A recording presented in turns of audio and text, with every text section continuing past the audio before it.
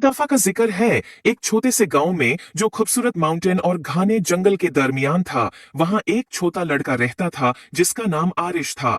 आरिश बहुत क्यूरियस और एडवेंचरस था, हमेशा अजीब और फैंटास्टिकल जगहों कई सपने देखता रहता।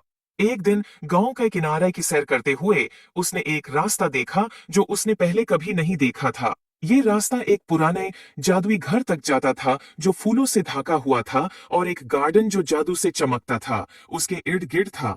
आरिश खूफ और जोश से घर की तरफ बढ़ता है।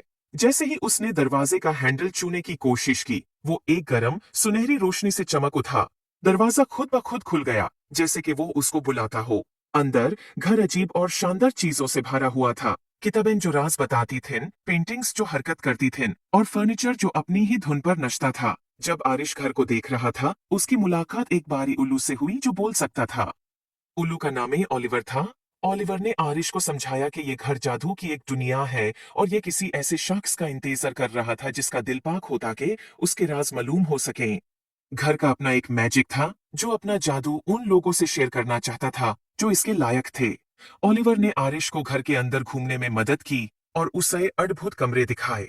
एक गार्डन जहां फूल मिलकर गाते थे, एक लाइब्रेरी जहां हर किताब एक अलग दुनिया का दरवाजा थी और एक रसोई जहां मसाले और इंग्रेडिएंट्स खुद नाच कर खाना बनाते थे।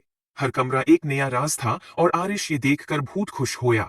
लेकिन घर ने आरिश के लिए एक छोटा सा इम्तिहान भी रखा था।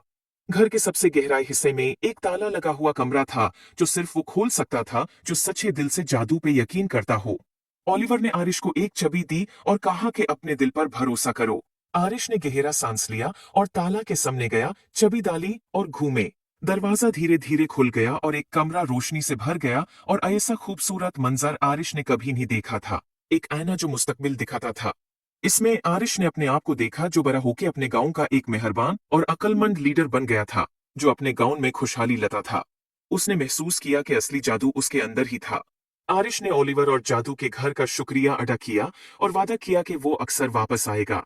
और इस तरह आरिश और जादू का घर सबसे अच्छे दोस्त बन गए और उनकी दोस्ती ने गांव में सलोन तक जादू और खुशियों को ले आया। उम्मीद है आपको स्टोरी पसंद आई होगी।